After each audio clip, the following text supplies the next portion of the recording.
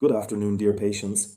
Today we will discuss a clinical case presented in the picture. A young man, 21 years old, came to us with the relatively rapid appearance of dark spots, black spots, on his penis, as you can see in the pictures. Accordingly, he was examined. Indeed, there were several of these spots. Their size was relatively small, just a few millimeters. According to the patient, they appeared over the past 2 to 3 years, meaning their number increased relatively quickly, which frightened the patient. There was no redness, itching, or anything like that in the area where the spots appeared. They were examined with a dermatoscope. Indeed, these were pigmented spots. Judging by the dermatoscopy, they contained melanocytes, pigment cells. Oncocytology samples were taken from the surface of these spots, that is, a scraping from the skin to check for the presence of cancerous cells. A blood test for the S100 protein was also performed.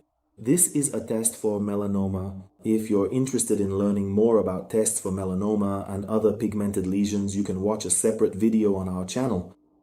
So, these test results were normal, meaning negative. A histology was even offered to the patient, although we did not insist on it, but he refused.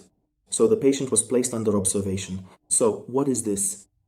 This is what is called juvenile lentigo. If you want to know more about juvenile lentigo, you can watch a separate video on our channel. It's available there.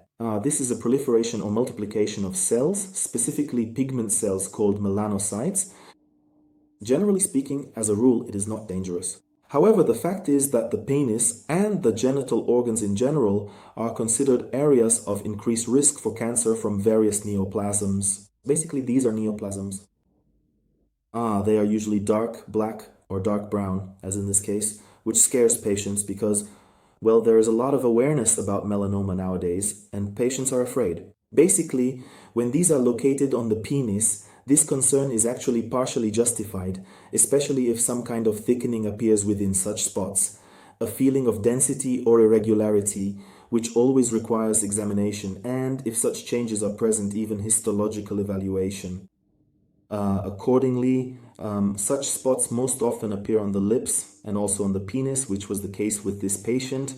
In principle, they can be removed, including, using a laser or radio wave method. However, in this case, considering their prevalence and their relatively large size, scarring may occur, which is not very desirable on the penis. And essentially, this removal is needed purely for cosmetic reasons. This will not prevent, for example, the appearance of new spots in this case, and so on. Therefore, this was explained to the patient and he was simply placed under observation without removing such growths. And monitoring should focus specifically on changes in the characteristics of these spots, especially if, as I already mentioned, there is thickening or uneven coloration.